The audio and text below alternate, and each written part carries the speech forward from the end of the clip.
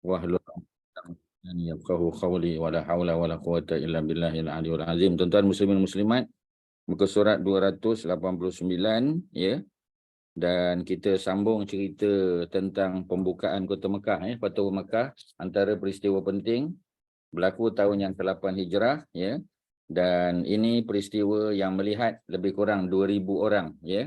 2000 orang daripada kalangan penduduk Mekah yang memeluk Islam. Jadi tak pernah tengok lagi lah peristiwa macam ni berlaku ya. Jadi inilah ya peristiwa yang dirakamkan oleh Al-Quran ya, ketika Allah sebut ya, wa ra'aitan nasa yadkhuluna fi dinillahi afwaja. Ya, pada hari di mana engkau melihat wahai Muhammad manusia yang masuk dalam agama Allah, agama Islam dengan jumlah yang ramai. Ya, satu kabilah masuk, satu kampung masuk ya, satu penduduk, satu komuniti masuk. Jadi antara yang masuk Islam itu adalah para pemimpin ya di kalangan orang Mekah ya, ada dua orang yang penting, antaranya ialah Abu Sufyan bin Al-Haris. Ya, Abu Sufyan bin Al-Haris salah seorang daripada sepupu Nabi. Ya, beliau adalah anak Pak Long Nabi dan beliau ya wajahnya seiras Nabi.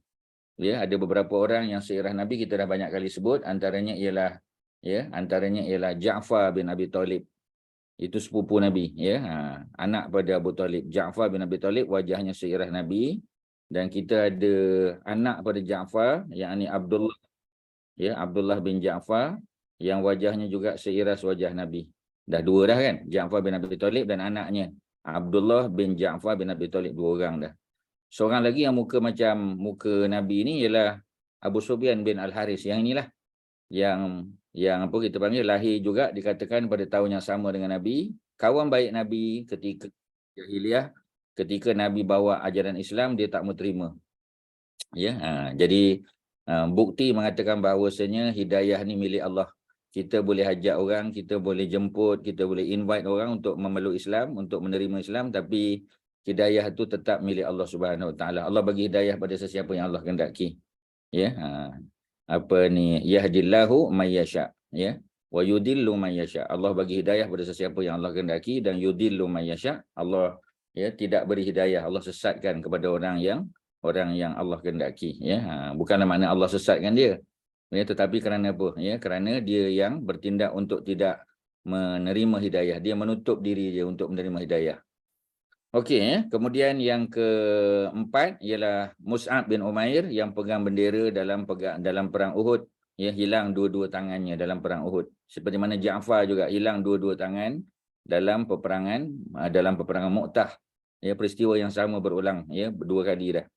Jadi dia punya 4 orang tadilah ya, Ja'far bin Abi Talib, kemudian anaknya Abdullah bin Ja'far, sepupu Nabi dua-dua, Ja'far sepupu Nabi, kemudian sepupu Nabi seorang lagi yakni Abu Sufyan bin Al-Haris, yang ni ya, cerita dia ni muka surat 289 cerita dia. Kemudian Mus'ab bin Umair ya, 4 pupu Nabi, first cousin Nabi. Yang lain tu semua first cousin. Ja'far bin Abi Talib first cousin ya. Kemudian siapa tadi, Abu Sufyan bin Al-Haris first cousin. Kalau Mus'ab bin Umair first cousin Nabi ya, tetap keturunan Qusay bin Kilab ya. Dan kita ada lagi beberapa orang ya, antaranya siapa lagi tuan-tuan yang wajah macam Nabi ni, siapa ya, Saidina Hasan. Itu anak yang paling dekat dengan Nabi, cucu Nabi lah ya, Husin tak ya, Hasan. Okey ya, kita dah ada 5 ya, ada beberapa orang lagi ya, cukuplah untuk kali ni, takut tuan-tuan lupa nanti. Kita terus tengok muka surat 289, sekumpulan pengawal Rasulullah sallallahu alaihi wasallam, para sahabat ya yang datang untuk pembukaan Kota Mekah ni 10,000 tuan-tuan ya, ramai, cukup ramai. Ya, jadi bila ada pengawal baginda yang melihat dan menangkap mereka, dia nampak dua-dua orang ni. Ya, dua-dua orang tu muka surat 288 atas sekali ya, ada Abu Sufyan bin Al-Haris ya, dia adik-beradik dengan Ubaidah bin Al-Haris ya, yang mati syahid dalam perang Badar lah ya, selepas perang Badar ya, dia terkorban. Dalam perang Badar dia cedera parah. Ya, ada yang kata Al-Haris yang lain ya, tapi buku ni nampak cenderung untuk mengatakan orang adik-beradik ya. Kemudian ada seorang lagi, Abdullah bin Abi Umayyah ya. Kita dah betulkan, tambah perkataan Abi Umayyah. Abdullah bin Abi Umayyah ya. Baris yang kedua daripada atas ya, sebelah kiri, muka surat kiri kita 288.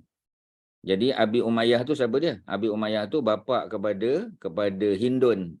Ya, Hindun siapa dia? Ya, Hindun ialah Ummu Salamah, isteri Nabi.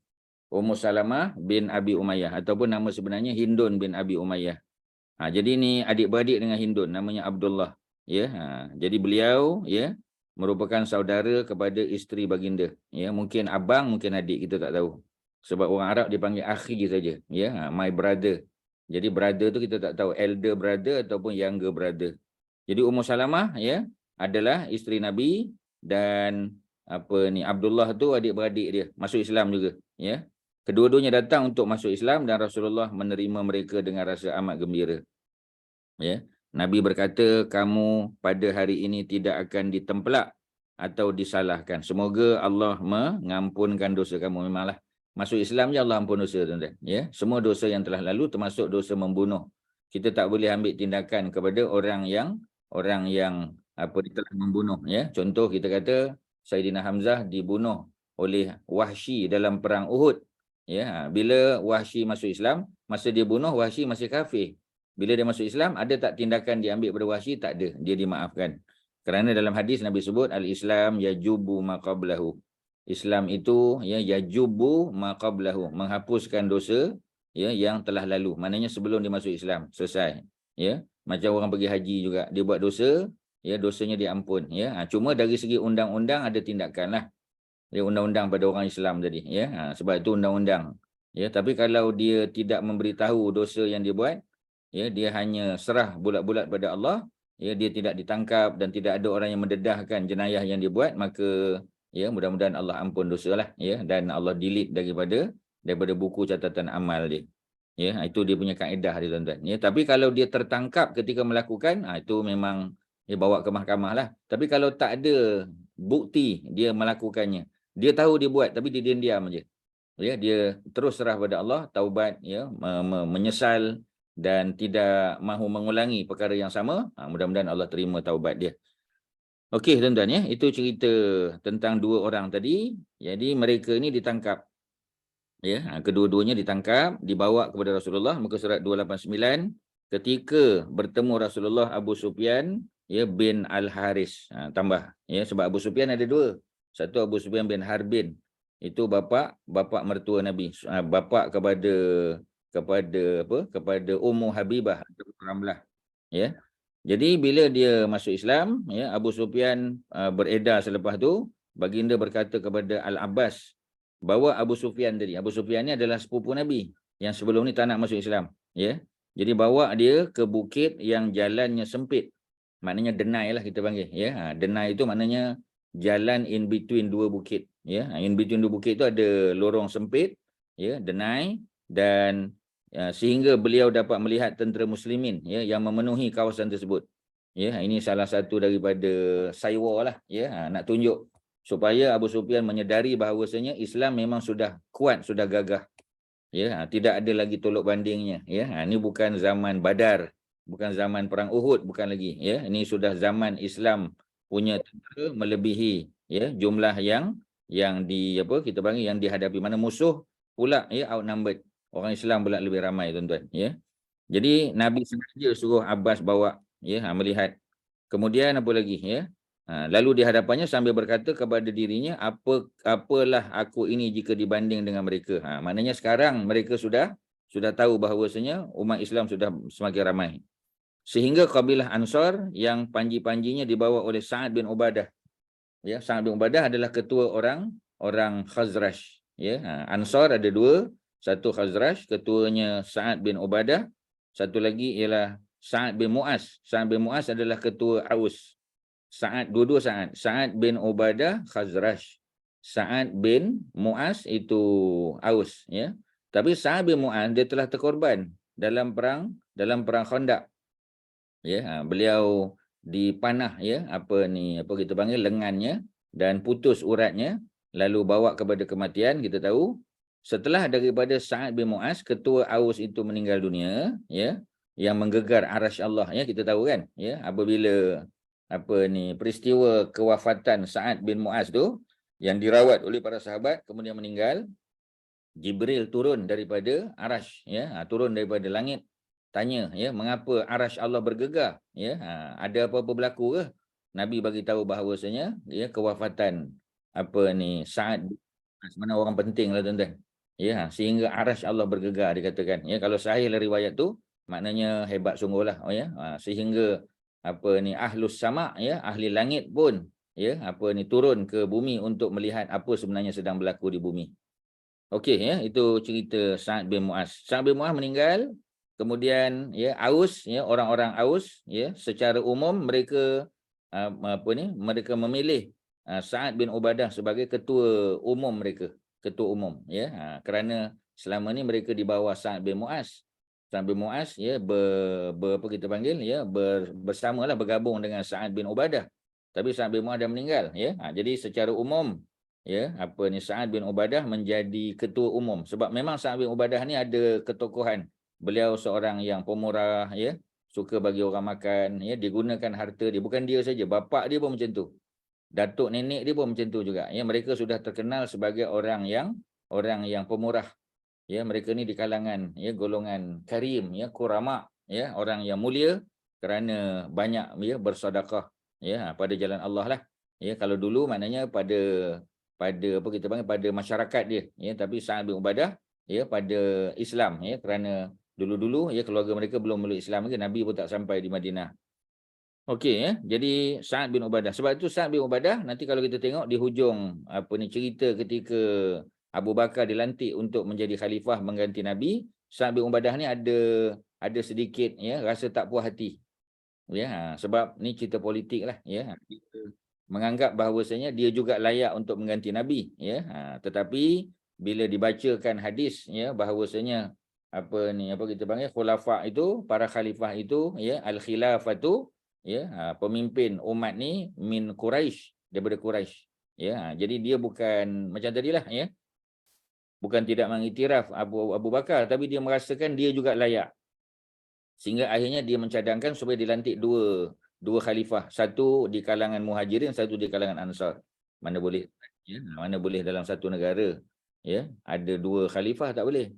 Jadi bila tak boleh khalifah, ya, maka dia telah apa kita panggil, ya, mengundurkan dirilah, ya, dan dia tak duduk di Madinah akhirnya, ya, dia pindah ke negeri Syam, ya. Macam itulah tuan-tuan, ni cerita politik. Ya, jadi cerita politik ni payah sikitlah, ya, sebab dia melibatkan emosi, ya. Sedangkan kita kata dalam agama ni kita tengok pada dalil lah, ya, dalil. Mana kalau ada dalil, ada hujah, ya, ada bukti daripada Nabi, daripada Quran, kita kena follow lah walaupun berat hati. Ya, emosi tu kena letak tepi lah tuan-tuan, ya, walaupun kita rasa macam tak puas hati kan, kerana hikmah di sebalik daripada hukum itu, ya, hanya kadang-kadang Allah Subhanahu Wa Taala yang mengetahui. Ya, contoh kita kata anak perempuan, ya, ada dua beradik, kita dengan abang kita. Jadi masa ayah kita sakit, kita yang jaga. Kita sanggup ambil cuti tambah gaji nak jaga ayah yang sakit. Abang kita bukannya tak balik tengok, balik juga, tapi dia macam biasalah, kerja-kerja je lah. Ya, ya, kita kata sampai 6 bulan, 7 bulan kita jaga mak ayah kita yang sakit sehinggalah mereka meninggal, katalah. Tapi ketika diberikan harta pusaka, ya, abang kita dapat lebih daripada kita. Ya, ada 300,000, abang kita dapat 200,000, kita dapat 100,000. Ya, ni mudah nak cerita je lah, ya. Jadi kita hanya dapat 100,000. Jumlah apa kita panggil harta yang hanya satu bahagian, abang kita dapat 2 bahagian. Dan kita kata kita yang banyak menyumbang, kita yang habiskan masa, kita yang ambil cuti tanpa gaji sampai 7 bulan.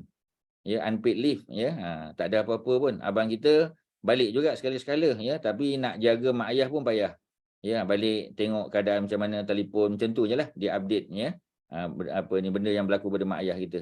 Ya, belanja-belanja pun kebanyakannya kita keluar. Tapi bila dapat harta pusaka, kita dapat 100,000 je. Abang kita 200,000. Dah tentu, ya, sebagai manusia yang berakal sihat, kita akan melihat ini satu ketidakadilan. Ya, macam tak adil lah, ya. Macam mana kita yang dah spend time, dah habiskan jumlah duit yang menasabah jumlah dia, ya. Tiba-tiba kita dapat 100,000 saja. Itulah hukum. Ya, kalau kita pakai emosi memang jadi nampak macam tak adil lah kan. Tapi itulah, ya, hakikat dia. Kerana apa lelaki dapat lebih? Itu panjanglah ceritanya tuan-tuan, ya. Jadi macam tadilah, ya. Sebab itu biasanya ibu ayah, ya, Dia sebelum dia meninggal dunia, dia telah hibah hartanya sebahagian. Sebab dia tahu dah, ya. Kerana apa? Ya, kerana jarang anak lelaki, ya, dia nak waive dia punya hak dia. Ya, contoh kita kata tadi, boleh tak, ya, abang tadi berpakat dengan adik perempuan tadi yang telah banyak menghabiskan masa dan juga tenaga untuk merawat mak dan bapak tadi, ya, boleh tak, ya, dia bagi sama rata. Maknanya abang dapat 150,000, adik 150,000, ataupun dia bagi adik dia lebih. Ya, adik dapat 200,000, dia dapat 100,000. Hampir tak pernah berlaku macam tu. Ya, hampir tak pernah, ya, walaupun berlaku, ya, tapi boleh kata satu dalam 10,000 atau satu dalam 100,000 lah. Ya, tapi boleh tak Islam membenarkan, ya? Kerana apa? Kerana apa kita panggil, ya, kemahuan abang tu sendiri. Dia tengok dia tak banyak menyumbang pada mak bapak masa mak bapak sakit. Maka dia waive dia punya right untuk dapat 2 bahagian, dia bagi sama rata ataupun dia dapat kurang, ya. Itu atas kehendak dia, boleh tak? Boleh, tak ada masalah, ya. Mahkamah membenarkan, ya, mahkamah syariah membenarkan. Sebab itu atas kemahuan dia sendiri, ya, dan setuju adik dia. Tapi kalau adik dia tak setuju, dia kata tak apa, kita bagi faraid aja. Ya, 2 bahagian lelaki, 1 bahagian perempuan. Ya, tak apalah. Tapi kalau dia nak minta lebih, ya, memang dia tak ada hak, melainkan budi bicara abang dia. Sebab itu biasanya mak ayah akan bagi harta, ya, awal-awal dia hibah pada anak perempuan. Ya, contoh kita kata, ya, dia ada apa kita panggil, dia ada rumah, ya, ada rumah sewa, ada rumah apa kita panggil, ada terrace house, ya, ada kebun dan sebagainya. Dia bagi siap-siap pada anak perempuan dia, ya, kerana dia tahu dah anak perempuan tak akan dapat sebanyak seperti mana anak lelaki. Jadi ada exit plan dia. Ya, ada channel untuk kita buat, ya, supaya yang Islam benarkan, yang patut syarak. Jadi benda-benda tu kena didalami lah, ya. Kita kena tengok daripada pelbagai perspektif supaya, ya, pembahagian harta tu lebih dapat mengambil kira anak perempuan tadi, ya. Walaupun dengan cara yang lain, bukan faraid semata-mata, ada hibah, ya, ada wakaf, ya, dan sebagainya. Okey, tuan-tuan, ya, itu mukadimah kita, ya. Jadi apabila siapa tadi, ya? Apabila Sa'ad bin Ubadah, ya, yang bawa panji-panji tadi. Jadi bila Abu Sufyan lalu kawasan Denai tadi, dia melihat dan, ya, dia pun berkata kepada dirinya, apalah sangat aku ni nak banding dengan mereka ni, ya. Maknanya, ya, tak ada, pada masa tu dia rasa dia kecil sangat. Ya, dia kecil kalau banding dengan tentera yang Nabi bawa daripada Madinah. Ya, Sa'ad berkata, wahai Abu Sufyan, hari ini adalah hari pertempuran, ya, dia kata. Pada hari ini Kaabah dihalalkan, ya, maknanya boleh bertempur, ya. Ni cakap dia, ya. Nanti kita tengok apa kesan dia, tuan-tuan, ya. Jadi Abu Sufyan berkata, wahai Abbas, alangkah baiknya hari mempertahankan kehormatan Mekah dan penduduknya, ya. Kalau apa kita panggil, ya, kalau hari ini kita tak berperang, ya, kita pertahankan kehormatan Kaabah, ya, hurmatul Kaabah, ya, dan penduduknya kan jauh lebih baik. Selepas itu kumpulan tentera muslimin yang paling ramai lalu di hadapan Abu Sufyan dan Rasulullah menyertai kumpulan ini. Panji-panjinya dibawa oleh Az-Zubair, ya, Az-Zubair sepupu Nabi juga, suami kepada Asma binti Abi Bakar. Abu Sufyan memberitahu Rasulullah apa yang telah dikatakan oleh Sa'ad bin Ubadah. Abu Sufyan dia mengadu, ya, yang tadi Sa'ad bin Ubadah cakap tu, Abu Sufyan pergi mengadu ke Nabi, ya, sebab Nabi ni sepupu dia, ya. Jadi apa yang berlaku, ya? Yang berlaku ialah Rasulullah menjawab, kata-kata Sa'ad itu tidak betul, tak betul. Walaupun kita berada di pihak yang betul, di pihak Islam, tapi perkataan tu kena jaga. Ya, menunjukkan akhlak yang tinggi Nabi ni. Ya. Wa innaka la'ala khuluqin azim, sesungguhnya engkau wahai Muhammad, ya, berada pada level akhlak yang sangat tinggi. Hari ini adalah hari Allah. Ya, haza yaumul apa ni? Al-yaum haza, ya, yaumullah. Hari ini adalah hari Allah. Ya, mengagungkan Kaabah dan ia diberikan pakaian, ya. Maknanya kalau tak ada kiswah, kita kiswahkan dia. Pakaikan dia, selimutkan dia, ya. Kaabah tadi. Jadi Nabi telah memperbetulkan ucapan Ka'ab bin apa, ya, Sa'ad bin Ubadah. Sebab tuan-tuan kalau tengok balik cerita peringkat awal, ya, tuan-tuan kena tengok dia punya rentetan. Kalau tuan-tuan tengok sesuatu peristiwa secara terpisah, isolated, tuan-tuan, ya, dia out of context, tuan-tuan takkan dapat memahami sesuatu peristiwa tu. Kita kata, uish, sombongnya, belagaknya Sa'ad bin Ubadah. Ya, tapi kalau tuan-tuan tahulah cerita asal, ya, tuan-tuan akan kata patutlah dia cakap macam tu. Nampak tuan-tuan, ya? Sebab tu dalam hidup ni, ya, kita jangan tengok sesuatu, jangan buat judgement, jangan buat pre-judgement kalau kita tak tahu cerita. Ya, kita tak tahu cerita kan. Sebab tu kita kata setakat yang saya tahu, as far that I know, ya, as far as I know, benda ni macam ni macam ni. Itu yang kita tahu. Lebih daripada tu kita tak tahu. Ya, cuba tuan-tuan dengar tadi. Apa dia kata?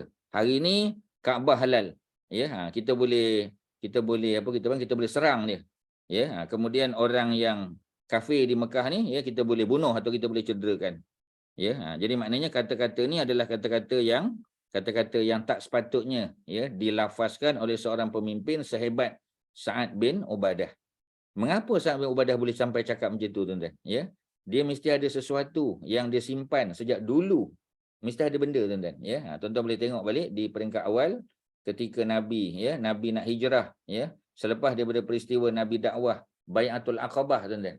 Ya, masa tu Nabi masih di Mekah, belum hijrah. Ya, ketika orang Ansar datang untuk, masa tu masih belum Ansar lah, kita panggil dia golongan Khazraj dan Aus. Ketika mereka datang untuk buat haji ikut cara Nabi Ibrahim, ya, Nabi telah mendatangi mereka dan Nabi ajak mereka masuk Islam. Ya, kemudian mereka masuk Islam dan sebahagian daripada mereka ada yang dah pulang berjaya keluar daripada Mekah, ada yang ketinggalan, termasuklah Sa'ad bin Ubadah. Jadi bila Sa'ad bin Ubadah ni masih lagi belum keluar, dia ditangkap dan dipukul, tuan-tuan. Ya, ditangkap, dipukul, dihina, ya. Sehingga akhirnya dia dilepaskanlah. Ya, sebab orang, ya, yang pukul dia tak kenal dia, ya. Tapi akhirnya bila ada orang yang mengenali dia, mereka lepaskan dia. Ya, sebab apa? Sebab dia ni orang penting di Madinah. Jadi nanti kalau orang Mekah nak pergi Madinah, kalau ketua Madinah mereka buat macam tu, nanti kalau orang Mekah pergi ke Madinah, orang Madinah pula akan buat macam tu juga. Ya, jadi oleh kerana itu mereka lepaskan. Tapi Sa'ad bin Ubadah masih lagi ingat beliau ditangkap, beliau dipukul, ya, beliau dihina, ya, di hadapan Kaabah. Jadi oleh kerana itu, ya, dia punya ingatan tu masih kuat, tuan-tuan. Ya, jadi oleh kerana itu dia bercakap dengan cakap yang kita kata tak sepatutnya dia cakap. Tapi kalau kita tahu cerita, kita kata patutlah. Ya, patutlah. Ya, memang patutlah. Sebab kita tak tahu cerita. Ya, bila ada seseorang yang apa kita panggil, yang mengambil sesuatu tindakan, kita kata apalah ambil tindakan macam ni. Kita tak tahu apa cerita. Ya, mungkin, ya, dia dulu dihina, dia dulu dimalukan, ya, dia dulu apa kita panggil, dilucutkan jawatan atau sebagainya secara tidak betul. Ya, jadi bila apa kita panggil, ya, bila dia naik pangkat, contoh, bila dia dibuktikan tidak bersalah, maka dia ambil tindakan pada orang tersebut, ya. Walaupun sepatutnya tak begitu, ya. Tapi macam tadilah, berapa ramai orang yang boleh buat macam Nabi Yusuf, ya, memaafkan semua abang-abangnya yang telah mengkhianati dia, ya. Berapa ramai orang yang boleh, ya, kita kata memaafkan apa kita panggil, ya, orang yang memfitnah dia seperti mana Aisyah, ya, la tasribal yaum, ya, la tasriba alaikumul yaum, seperti mana Nabi Yusuf sebut dalam surah Yusuf, ya, pada hari ini tidak ada pembalasan terhadap kamu, ya, aku tak akan ambil tindakan pada kamu, biar Allah yang ambil tindakan. Berapa ramai orang boleh bersikap macam tu, tuan-tuan, ya. Tapi macam tadilah, perkataan Sa'ad bin Ubadah itu sudah ditegur dan diperbetulkan oleh Nabi. Okey, ya. Jadi hari ini adalah hari Allah memuliakan Kaabah, ya, tanah haram. Kita dah tengok tadi dalam sirah jilid yang kedua, kawasan tanah haram. Ya, bukanlah besar sangat. Ya, di antara apa kita panggil Mekah dengan dengan Hudaibiyah, Mekah dengan Arafah, ya. Dan Mekah dengan Ji'ranah dan juga Tan'im. Ya, kawasannya tidaklah terlalu besar. Ya, sehingga kita kata orang yang nak buat umrah yang berada di Mekah, mereka kena keluar daripada tanah haram tu, pergi ke tanah halal, kemudian masuk balik, tuan-tuan, ya. Itu dia punya kaedah dia. Seterusnya, tuan-tuan ada soalan? Silakan, ada apa-apa nak tanya? Ya, apa Kak Zainab ada apa? Haji Syari, ya. Silakan kalau ada apa-apa. Syirin, ada apa Syirin? Kak Mariatun, okey? Ya Ustaz, belum lagi. Belum, ya? Tak ada Ustaz, faham. Okey, alhamdulillah. Jadi Rasulullah mengarahkan supaya dipacakkan panji-panji atau bukit memang, ya. Macam orang naik Gunung Everest pun, ya, naik Gunung Kinabalu je pun, ya. Kita kata dicacak bendera, ya. Jadi nak tunjuk bahawasanya bendera ni simbol kemenangan, simbol kejayaan, ya. Sebab itu orang yang pegang bendera, ya, orang gagah, ya. Sayyidina Hamzah yang pegang contoh, ya. Sayyidina Omar contoh, Musa bin Umair, Sayyidina Ali contoh, ya. Jadi mereka ni orang yang gagah. Ya, tetapi risikonya ialah mereka akan hilang tangan lah. Ya, kalau orang datang dia nak cantas tangan kanan, tangan kiri. Ya, sehingga terkorban, ya. Mus'ab bin Umair dalam perang Uhud dan terkorbannya Ja'far bin Abi Talib dalam perang Mu'tah. Ya, jadi ini dua bukti mengatakan mereka yang memegang panji-panji Islam, memegang bendera itu adalah main target pihak musuh sebab bendera tu sebagai simbol. Jadi kalau berjaya pun dipacakkan ke bukit seperti mana yang berlaku pada pembukaan kota Mekah ni. Jadi Rasulullah mengarahkan Khalid bin Al-Walid supaya masuk Mekah dari arah bawah. Mana daripada arah selatan. Jadi Khalid bin Al-Walid baru je masuk Islam. Peristiwa ni berlaku tahun 8 Hijrah. Khalid baru masuk Islam tak sampai setahun. Jadi masuk daripada bawah, arah bawah. Dari arah Kudai. Kudai ada nota kaki di bawah.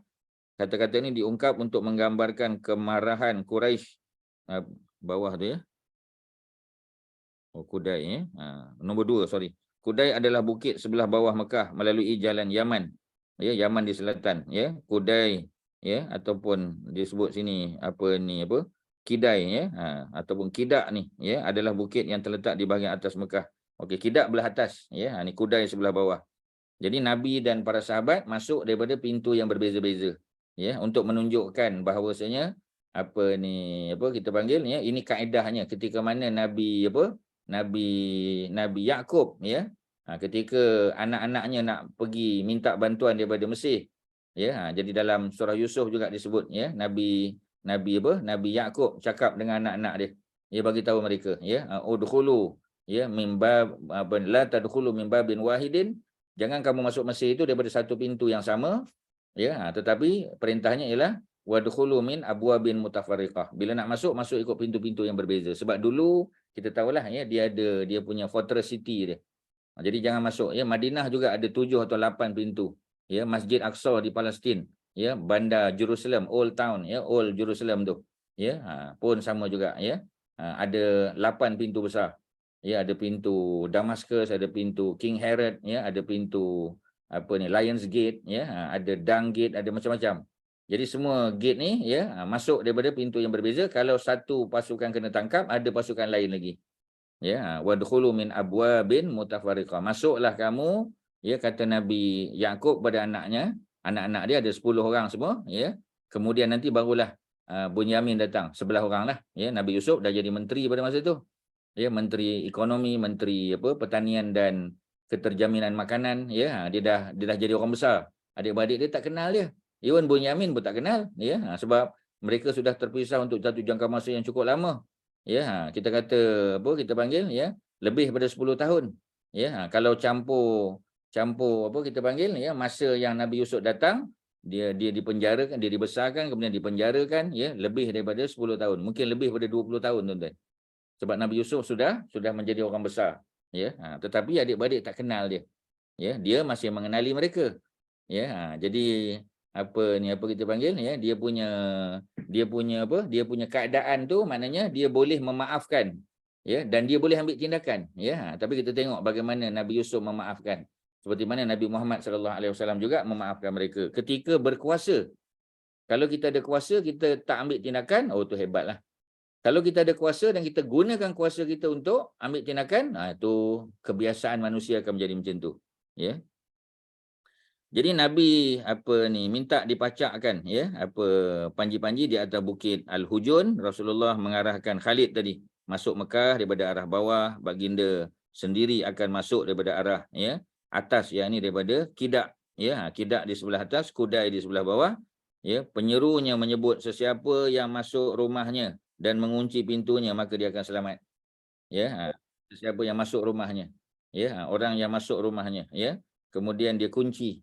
Jadi orang yang masuk rumah selamat. Orang yang masuk rumah Abu Sufyan, ni Abu Sufyan yang disebut ni adalah Abu Sufyan bin Harbin, Gubernur Mekah, maka yang selamat. Jadi siapa yang masuk masjid pun selamat juga. Ada riwayat lain sebut masuk masjid. Siapa masuk dalam rumah dia kunci pintu selamat. Kita panggil siapa yang masuk rumah Abu Sufyan, man dakhala kita panggil daru Abi Sufyan fahuwa. Siapa yang masuk rumah Abu Sufyan, ketua Gubernur Mekah pada masa itu, selamat juga. Sebab apa? Disebut Abu Sufyan kerana Abu Sufyan ketua. Dan kita kena iktiraf dia sebagai ketua. Sebab tu disebut namanya. Jadi bila Abu Sufyan bin Harbin, ya. Abu Sufyan bin Harbin ni ketua gubernur orang Mekah pada masa itu. Maka macam tadilah, ya, akhirnya membuka hati dia untuk menerima Islam, kita dah tahu dah. Ya. Kemudian siapa yang masuk masjid? Ya, man dakhala masjidan fahuwa aminun. Siapa yang masuk masjid dia selamat juga. Ini adalah pemberian Rasulullah yang terbesar pada Abu Sufyan. Ya, jadi Abu Sufyan sudah dimuliakan, ya, walaupun secara tidak langsung. Terdapat beberapa orang yang tidak diberikan jaminan keselamatan disebabkan dosanya yang terlalu besar dan mereka dia amat memusuhi Islam serta menyiksa, ya, penganutnya dengan siksaan yang tidak terhingga. Rasulullah mengarahkan mereka dibunuh sekalipun mereka bergantung di kelambu Kaabah. Maknanya kalau mereka lah cari perlindungan, ya, mereka pergi ke kelambu Kaabah pun mereka akan dibunuh juga. Tak ada jaminan, ya. Di antara mereka ialah Abdullah bin Sa'ad bin Abi Sarah yang memeluk Islam dan menjadi penulis wahyu. Kemudian murtad. Ya, dia murtad, tuan-tuan. Ya, Abdullah bin Sa'ad bin Abi Sarah. Ya, dia boleh menulis. Dia seorang apa kita panggil, ya, setiausaha yang bagus. Ya, jadi menulis wahyu. Kemudian murtad, ya, dan mengadakan perbohongan terhadap Nabi. Ya, ini semua kerana duit lah, tuan-tuan. Dia telah dibeli, tuan-tuan, ya. Dia telah diberi.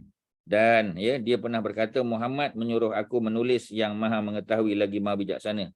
Tetapi aku menulis yang maha pengampun lagi maha penyayang. Kemudian dia berkata semuanya sesuai, ya. Jadi maknanya dia apa kita panggil, ya, dia ubah. Di antara mereka yang diarahkan oleh Rasulullah SAW supaya dibunuh ialah Ikrimah bin Abi Jahal, anak Abi Jahal. Tapi tuan-tuan tahu sebahagian mereka ni akhirnya tak dibunuh, ya. Ada sebab-sebab tertentu kita akan tengok nanti. Jadi anak Abu Jahal, ya, Ikrimah, dia datang untuk balas dendam dalam perang Uhud, ya. Dia bunuh, ya, beberapa orang sahabat Nabi. Ya, Safwan bin Umayyah, anak Umayyah bin Khalaf. Ini semua datang kerana bapa mereka dibunuh, ya. Kemudian kita ada Habbar bin Al-Aswad, Al-Haris bin Hisham, ya, kemudian Zuhair bin Abi Umayyah, ya, Ka'ab bin Zuhair, ya, Wahsy juga pembunuh Hamzah, Hindun bin Utbah, isteri pada Abu Sufyan, ya, dan beberapa orang lagi. Baginda melarang daripada membunuh kecuali mereka yang telah disebutkan. Mana orang lain jangan, ya, melainkan mereka ni. Dan mereka yang melakukan penentangan. Kalau ada yang menentang, ya, mereka datang nak melawan, itu kita kena pertahankan dirilah. Kena berlawan dengan dia. Tapi kalau tidak, ya, mereka tidaklah dijatuhkan hukuman apa-apa, melainkan yang disebut tadi. Tentera pimpinan Khalid telah berhadapan dengan sekumpulan Quraisy. Ada budak-budak muda yang nak menghalang kemaraannya. Mereka menyerang dan seramai 24 orang Quraisy terbunuh. Ya, sebenarnya mana boleh bunuh kawasan tanah haram ni? Ya, di waktu mereka berada dalam tanah haram tak boleh. Tanah haram ni nak patah-patahkan pokok pun tak boleh, tuan-tuan. Ya, nak bawa batu daripada tanah haram keluar daripada tanah haram pun tak boleh. Ya, sebab tu kita tak kutip batu di Arafah, bawa masuk ke Mina, ya. Tak, ya, kerana apa, tuan-tuan? Kerana dia punya kemuliaan dan kesucian tanah haram tu, batu-batu pun tak boleh bawa keluar. Sebab tu bila kita pergi umrah, kita pergi haji, ya. Tuan-tuan nak balik tu, cuba tengok pada kasut atau selipar kita. Takutlah ada batu-batu, ya, yang kita bawa tu, ya. Kita kena ketuk-ketuk, pastikan tak ada yang kita bawa, tuan-tuan, ya. Kalau terbawa kena hantar balik. Ya, itu kemuliaan, ya, batu-batu, ya, pasir kita kata di tanah haram tu. Ya, melainkan yang kita terbawa tak berdosa lah. Kalau kita purposely sengaja bawa, ya, jadi kita kena pulangkan balik. Mungkin kita tak tahu, ada orang dia tak tahu. Ya, dia ingatkan, dia kata dia ambil lah beberapa biji batu ni, ya, bawa balik, letak dalam akuarium ikan dia. Ikan dia pun jadi besar-besar, jadi segar-segar semua, ya. Tak, ya, walaupun, ya, dia buat tu tanpa mengetahui, tanpa ada knowledge. So bila dia tahu, dia kena pulangkan balik, ya. Kena hantar kepada orang yang nak pergi umrah ke pergi haji, minta tolong bawa, hantar balik ke sana. Maknanya kemuliaan tanah haram ni, ya. Tetapi macam tadilah, kerana mereka diserang, ya. Jadi bila mereka diserang, mereka react, ya. Jadi kita tak proaktif, tapi kita reaktif, tuan-tuan. Mereka menyerang, ya, 24 terbunuh. Tentera pimpinan Khalid, ya, kehilangan 2 jiwa. Ada orang Islam 2 orang, ya, meninggal juga. Beliau masuk Mekah dari arah ini secara kekerasan, ya, sebab ada penentangan. Bukan makna dia sengaja, ya, tapi ada penentangan, tuan-tuan, ya. Jadi bila ada penentangan tu tak ada pilihan, ya. Memang kena lawan lah sebab orang serang kita, ya. Okey, apa lagi, tuan-tuan? Kemudian tentera pimpinan Rasulullah tidak menghadapi sebarang penentangan. Baginda masuk Mekah sambil menunggang dan menundukkan kepala sehingga dahinya hampir-hampir menyentuh tunggangannya, Al-Qaswa. Ya, Nabi punya unta betina kan, duduk di depan sekali. Ya, kerana unta jantan akan follow daripada belakang. Ya. Okey, apa lagi? Ketika itu Usamah bin Zaid memboncengnya. Peristiwa itu berlaku pada pagi hari Jumaat 20 Ramadan, tahun yang ke-8 Hijrah. Ya, Usamah bin Zaid ya pada ketika itu baru berusia sekitar 15 tahun, budak muda lagi, 15 tahun. Ya, sebab masa Nabi wafat, Usamah bin Zaid umur 17. Jadi peristiwa ini berlaku tahun yang ke-8, mana lebih kurang 2 tahun lebih lah sebelum Nabi wafat ya. Jadi umurnya sekitar 15 tahun. Jadi beliau ya dibonceng oleh Nabi ya dengan untanya Al-Qaswa' tadi. Rasulullah terus berjalan sehingga sampai di Bukit Al-Hujun tadi, Jabal Hujun, tempat panji-panjinya dipacak, sebuah khemah telah didirikan di situ. Di dalamnya terdapat Ummu Salamah. Ummu Salamah yang ikut ya Nabi ya ketika peristiwa ni, dan ada Maimunah ya, Maimunah binti Al-Haris ya. Jadi Maimunah juga Nabi telah mengahwini Maimunah pada tahun sebelum tu, setahun sebelum tu. Sebab Nabi datang kan untuk umrah qada ya, umrah qada ya. Jadi ada umrah qada, ada ya, umrah badal pun ada, kita dah bincang panjang tadi. Umrah badal ya untuk orang yang telah meninggal dunia, kita nak buat untuk dia. Ya, kemudian umrah qada ialah umrah yang kita terhalang. Kita terhalang ya. Contoh macam Nabi pada tahun yang ke-6 ya, masa peristiwa sebelum peristiwa perjanjian Hudaibiyah, Nabi punya umrah bersama para sahabat 1,500 orang terhalang. Bila terhalang ya, mereka kena tahallul ya, dan mereka kena datang untuk buat umrah selepas ni ya. Orang Quraisy kata setahun lepas ni baru boleh datang. Jadi mereka baru saja menyelesaikan umrah yang kedua lah. Umrah pertama terhalang tapi pahalanya dapat. Umrah kedua ialah ya ketika umrah qada. Kemudian nanti ya selepas daripada peristiwa pembukaan kota Mekah, berlaku lagi umrah Nabi 3 kali. Dan sekali lagi ialah umrah yang dibuat bersama dengan haji pada kali yang ketika Nabi datang haji. Jadi ada 4 lah umrah Nabi. Umrah yang pertama terhalang tahun yang ke-6, umrah yang tahun yang ke-7 umrah qada, tahun yang ke-8 umrah daripada Ji'ranah, tahun yang ke-10 ya umrah yang dibuat bersama-sama dengan haji. Sebab Nabi buat haji qiran. Ya, Nabi tak buat haji ifrad. Ya, kalau haji ifrad Nabi buat haji lepas tu buat umrah. Kalau haji tamattu buat umrah dulu baru buat haji. Tapi kalau haji qiran dia niat dua-dua. Boleh tak gabung niat umrah dan haji? Boleh. Namanya haji qiran. Itulah yang Nabi buat tuan-tuan. Ya, jadi bagi orang yang masanya sangat sempit, ya tak sempat nak pergi Madinah pun tak sempat, datang Mekah pun last minute, ya, dia last flight, commercial flight masuk dan dia akan balik paling awal, maka ya disyorkan dia buat haji qiran. Ya, tapi kalau dia ada banyak masa dia boleh pilih lah ya antara tamattu' dan juga ifrad ya, mengikut pada kemampuan masing-masing. Ya, semua haji qiran baik ifrad ataupun tamattu' semua boleh dapat mabrur, semua boleh tuan-tuan. Tiga-tiga cara tu boleh. Pilih salah satu. Tak boleh buat dua sekali, tak boleh ya, kena pilih saja. Dan semua tu ya disyorkan. Cuma kali pertama Nabi buat haji qiran. Kali kedua ya Nabi tak buat kali kedua, tapi Nabi ada sebut kalau di panjang usia Nabi boleh buat lagi tahun depan. Ya, pasti Nabi akan buat haji tamattu', Nabi sebut. Itulah yang digunakan sebagai dalil ya oleh para ulama ya, ulama hadis utamanya, untuk mengatakan bahawasanya haji yang afdal adalah tamattu'. Ya, haji yang afdal adalah tamattu' sebab Nabi cakap Nabi akan buat. Even ya masa Nabi datang masa tahun yang ke-10 Hijrah ya, Nabi buat haji ya, Nabi arahkan para sahabat buat tamattu'. Sedangkan Nabi buat qiran sebab Nabi bawa binatang sembelihan ya, binatang korban daripada Madinah. Ya, Sayyidina Ali pun bawa daripada Yaman, maka dia pun buat haji qiran juga ya, ataupun haji ifrad. Ya, kalau dia buat umrah selepas tu haji ifrad lah. Tapi kalau dia tak buat umrah selepas tu dan tak buat umrah sebelum, haji qiran. Tapi para sahabat Nabi majoritinya melakukan haji tamattu'. Ya, sebab tu ya Nabi perintah, bila Nabi perintah itulah yang utama. Ya, bila bertembung antara Nabi buat dan Nabi perintah, keutamanya pada perintah. Perintah dulu ya, sebab Nabi suruh. Bila Nabi suruh kita follow lah. Ya, tapi kalau yang Nabi buat bergantung. Kalau Nabi buat dan Nabi tak komen ya, maknanya Nabi tak larang orang follow, maka dia jadi yang terbaik lah ya, Nabi buat. Tetapi secara umum dalam bidang ilmu usulul fiqh, yang utama adalah yang diperintah oleh Nabi. Ya, al-amru ya, al-amru qablal amal ya, al-amru perintah tu. Jadi perintah dulu yang utama. Muqaddamun alal amal. Ya, lebih utama daripada amal tu sendiri sebab perintah tu diutamakan. Ya, Nabi suruh kita buat. Ya, kadang-kadang Nabi tak suruh tapi Nabi buat, so kita follow juga. Ya, tapi kalau Nabi khususkan, Nabi kata ini khusus untuk aku saja. Contoh puasa 2 hari berturut-turut tanpa buka, ya, dia panggil puasa wisal. Ya, Nabi puasa Isnin, ya, dan Nabi puasa Isnin tak buka, ya, Nabi sambung puasa Selasa, dan Nabi buka malam tadi, hari Selasa maghrib tadi, ya, malam tadi Nabi buka.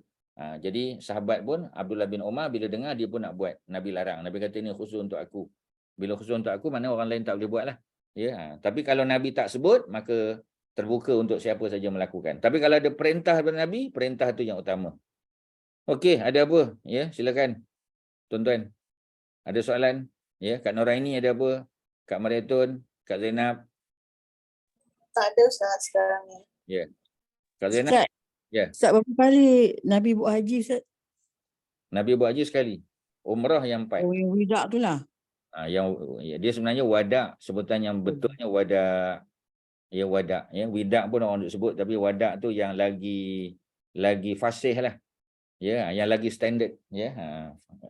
Hajjatul wada, ya, hajjatul waw baris atas, ya, wada, ya, wadak, bukan widak, ya. Okey, ya, itu ceritanya. Ustaz. Ya. Dalam nota Kak, Nabi buat umrah 3 kali. Sebab yang pertama tu dia tak jadi masuk Mekah kan? Masuk, ya, cuma terhalang. Oh, tu kira dia buat juga ya Ustaz? Ya, dikira sebagai, sebab tu kalau tidak, tahun yang ke-7 tak adalah panggil umrah qada. Ya, umrah qada tu mesti dia dah buat kali pertama kan, tapi terhalang. Jadi walaupun tak masuk, tetap juga dianggap sebagai umrah juga. Jadi dikira. Umrah pertama terhalang, tu macam Ustaz sebut awal-awal tadi. Mungkin Kak Mariatun tak masuk lagi ke masa tu, dah masuk kan? Tak, sebab ada nota yang lama punya ni, akak tulis 3 kali umrah, 1 kali haji. So maknanya silap lah ni. Maknanya kurang tepat lah, ya. Yang buat memang 3 lah, tetapi yang dikira, ya, 4 juga. Ya, umrah tahun yang ke-6 walaupun terhalang, tetap dapat pahala juga. Pahala dapat. Ya, pahala tetap dapat, ya. Jadi kalau betul-betul fizikal Nabi buat 3 lah. Ya, tapi kalau yang dikira sebagai umrah, tetap umrah tahun yang ke-6 yang terhalang, tahun ke-7 umrah qada, ya, tahun yang ke-8 umrah ja'ranah, tahun yang ke-10 umrah bersama haji. Jadi 4 lah. Ya, senang ceritanya 4. Itu yang lebih utama lah. Okey, terima kasih Ustaz. Ya, sama ya. Okey, ada lain silakan tuan-tuan. Ada apa? Tak ada ya. Kalau tak ada, ya. Keluar sikit. Boleh tak Ustaz cerita tentang apa? Penjagaan kunci Baitullah ni. Kunci Baitullah, ya, nanti ada cerita detail ya, ya, ketika Nabi minta daripada Osman bin Talhah tu. Ya, ini sebenarnya adalah jawatan yang diwarisi. Ya, macam kita kata tugas memberi minum, ya, Zam-Zam tu dah ada kabilah yang tertentu. Ya, memberikan makanan, ya, dah ada dah. Kemudian menjaga keselamatan dah ada dah. Ya, itu peringkat awal tu kita dah sebut tu. Ya, jadi siapa yang ada buku Nurul Yakin ni kena tengok peringkat awal dulu. Apakah, ya, apa ni kita panggil division of labor lah. Ya, apa kita panggil, ya, pembahagian distribution, ya, distribution of apa ni tanggungjawab, ya. Apa kabilah mana yang buat apa? Ada jaga kunci, ada beri minum, ada bagi makan, ada jaga keselamatan, ya, dan sebagainya. Jadi semua tu sudah dipersetujui sejak zaman jahiliah lagi, ya. Zaman jahiliah lah yang menentukan tu. Mana yang Bani Hashim kena buat, mana yang Bani Umayyah, mana yang Bani apa kita panggil, ya, Bani Abdul Syams. Ya, semua tu sudah ditentukan sejak jahiliah. Jadi ketika Nabi sampai di Madinah, di Mekah, ya, Nabi minta, ya, panggilkan apa ni Osman bin Talhah, family dia yang jaga. Tetapi macam tadilah, ya, Nabi tak rampas. Nabi tak rampas daripada dia. Walaupun Saidina Abbas contoh, ya, apa ni Saidina Ali minta supaya diserah kepada mereka, Nabi tak. Ya, Nabi tak serah. Nabi tetap juga pertanggungjawabkan keluarga Osman bin Talhah untuk menjaga kunci tadi. Dan sehingga akhirnya dia terbuka hati untuk menerima Islam. Kalau Nabi ambil secara paksa, Nabi rampas, Nabi serah pada orang lain, itu mungkin, ya, menyebabkan dia pun tak nampak keindahan Islam tu. Tapi bila Nabi tetap juga, Nabi kata tak apalah, ya, sebab selama ni pun dia dah pegang, keluarganya pun dah setuju pegang, ya, dan terus peganglah, tak apalah, ya. Dan dia rasa itu satu kemuliaan. Kerana Nabi, ya, menguasai Mekah, Nabi pemimpin tertinggi, Nabi apa kita panggil, Nabi continue aja. Ya, Nabi teruskan je. Ya, Nabi kata tak apalah, ya teruskan. Ya, kamu punya keluarga akan tetap pegang. Sedangkan Saidina Abbas minta, Saidina Ali minta. Ya, by right, Saidina Abbas dengan Saidina Ali jauh lebih mulia daripada Uthman bin Talha. Ya, tapi akhirnya apa yang berlaku? Uthman bin Talha menerima Islam. Ya, dan dipegang oleh keluarga mereka sampai sekarang. Ya, dikatakan sampai sekarang pun kerajaan Arab Saudi masih membenarkan keluarga Uthman bin Talha untuk menjaga kunci Kaabah. Okey, ya, itu dia punya cerita ni. Okey, ada lain silakan. Ada apa tuan-tuan? Terima kasih Ustaz. Sama-sama.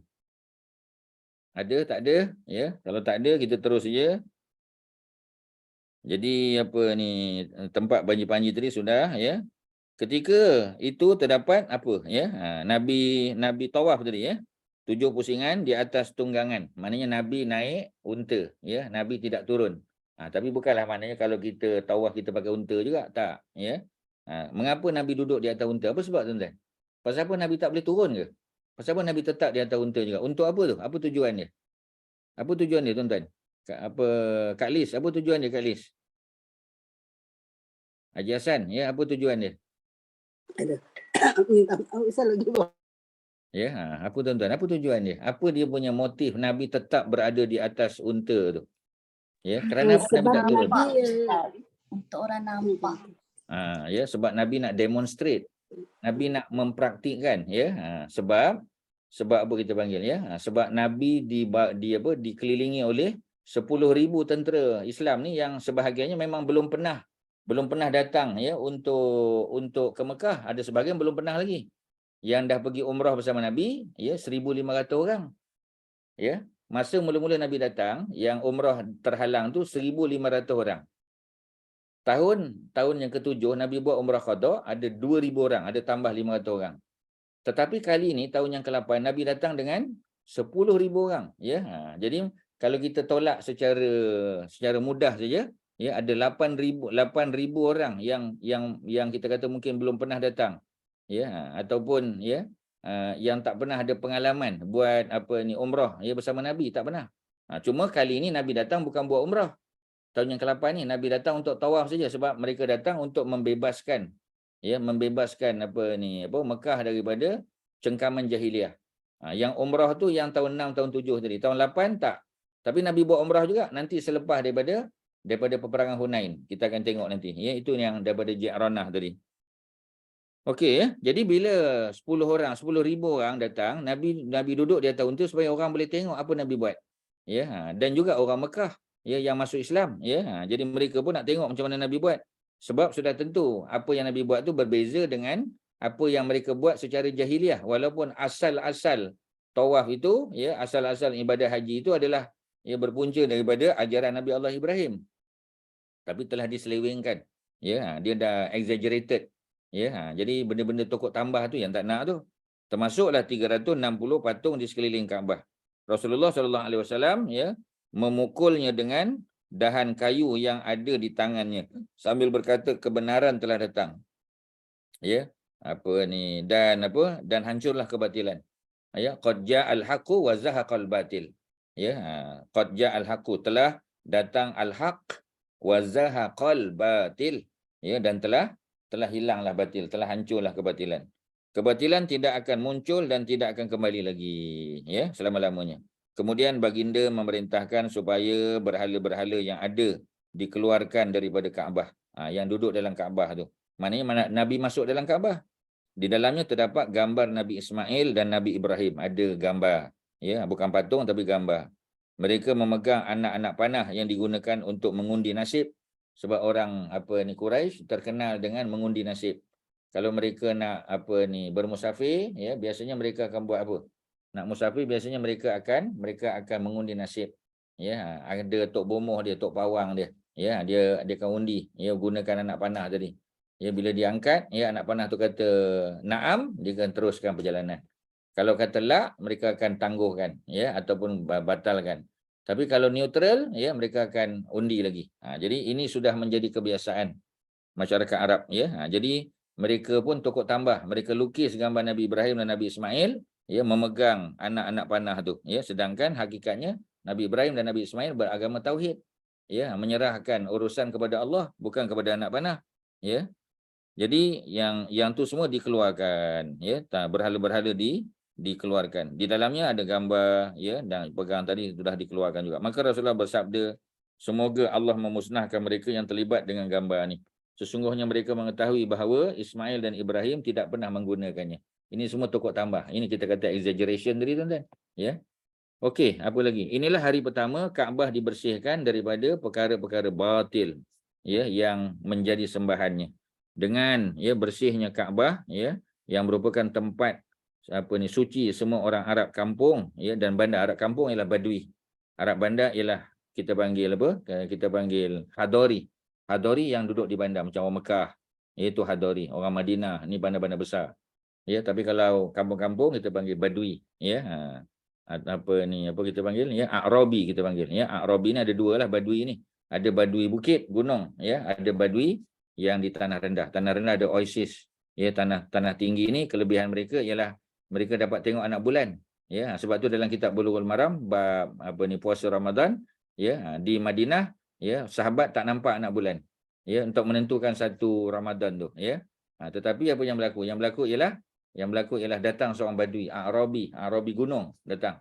Dia jumpa dengan Nabi, dia kata, Rasulullah, ya, aku nampak anak bulan kat kampung aku. Ya, Nabi tak kenal dia. Ya, dan Nabi pun tak tahu dia Muslim ke tak. Ya, maka tapi dipanggil ya Rasulullah lah. Nabi kata, kau percaya tak bahawasanya Allah tu esa? Dia kata, aku percaya. Kau percaya tak aku ni Rasulullah? Dia kata percaya. Maka Nabi pun kata, terima syahadah dia ni. Maknanya terima penyaksian dia.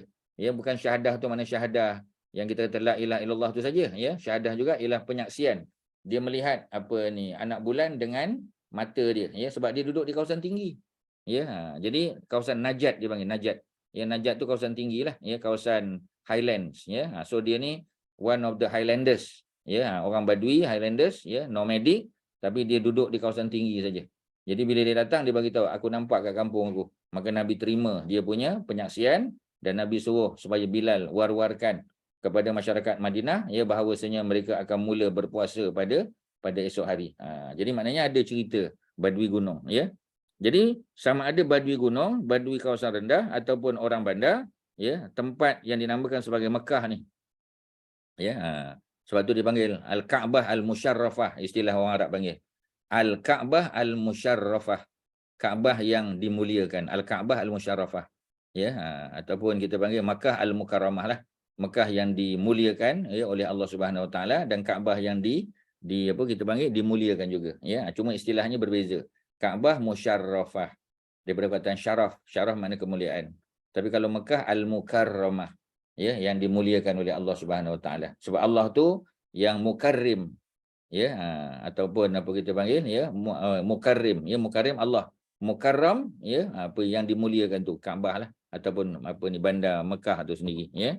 Jadi dengan bersihnya Kaabah, selesailah, ya. Jadi tempat suci dah balik, ya. Dan lenyaplah penyembahan berhala yang berlaku di semua negara Arab. Sebab, ya, orang Arab ni melihat Mekah tu. Mekah tu sebagai dia punya kita panggil benchmark dia. Kalau di Mekah pun dah tak ada sembah berhala, Kaabah pun, ya, dah dimuliakan balik, tak ada berhala situ, ya, Nabi dah kuasai dan mereka sudah mula balik kepada tauhid seperti mana ajaran Nabi Ibrahim, maka orang lain akan ikut. Sebab mereka punya benchmark adalah Mekah. Orang Mekah macam mana? Kalau Mekah follow, maka kita follow, ya. Kalau dalam kalau dalam Liga Arab biasanya Egypt lah, ya, Egypt tu macam mana, ya. Kalau dulu Egypt, ya. Kalau Egypt buat hubungan diplomatik dengan Israel, maka negara lain pun akan ikut. Dululah, ya. Seperti kalau masa Egypt kuat lah, ya, dia punya tentera itu zaman Jamal Abdul Nasir, ya, zaman kita panggil zaman Anwar Sadat, ya, zaman tu. Jadi maknanya Mesir itu sebagai the locomotive of the Arab countries, ya. Jadi ada Liga Arab, ya, ada 22 negara kan, 21 atau 22 negara yang menggunakan Arabic sebagai official language, ya. Termasuklah negara-negara di Afrika tu, Chad sebagai contoh kan, ya, macam Nigeria juga, ya, sebahagian dululah, ya, sekarang dah kurang lah, ya. Macam kita panggil Mauritania, ya, ni negara-negara yang African, ya, mereka ni bukan Arab, ya, mereka African. Sudan contoh, ya, memang orang hitam, ya, orang gelap, tapi bahasanya bahasa Arab, ya, tapi budayanya budaya Afrika, ya, ni African punya culture, ya, tetapi dia punya agamanya Islam dan bahasanya bahasa Arab. Ya, sebab tu kalau tidak tak adalah UIA tak hantarlah apa kita panggil lecturer dia buat masters, buat PhD di Sudan. Ya, sebab Sudan pun ada Cairo University tuan-tuan. Ya, kalau tuan-tuan tak tahu saya bagi tahulah. Ya, di Sudan ada Cairo University. Ya, tapi cawangan Cairo University. Ya, sekarang dah tukar dah. Sebab dulu Sudan tu dikuasai oleh Mesir. Ya, sekarang dah dia dah jadi negara merdeka. Ya, ada minyak pula cuma berlaku US lah kacau lah pula kita kata. Sampai Petronas pun kena keluar tu semua ni apa kita panggil lobby yang dibuat oleh negara-negara Eropah termasuk Amerika lah blok barat. Tu cerita dia tuan-tuan. Jadi orang Sudan bercakap Arab. Dan bahasa Arabnya ada bunyi African sikit. Dia ada bunyi African sikit dia punya Taylor dia punya cara bercakap tu. Tapi bahasa Arabnya boleh kata bahasa Fusha lah lebih sedap bahasanya Kalau Egypt tu dah banyak local language atau local dialect kita panggil colloquial.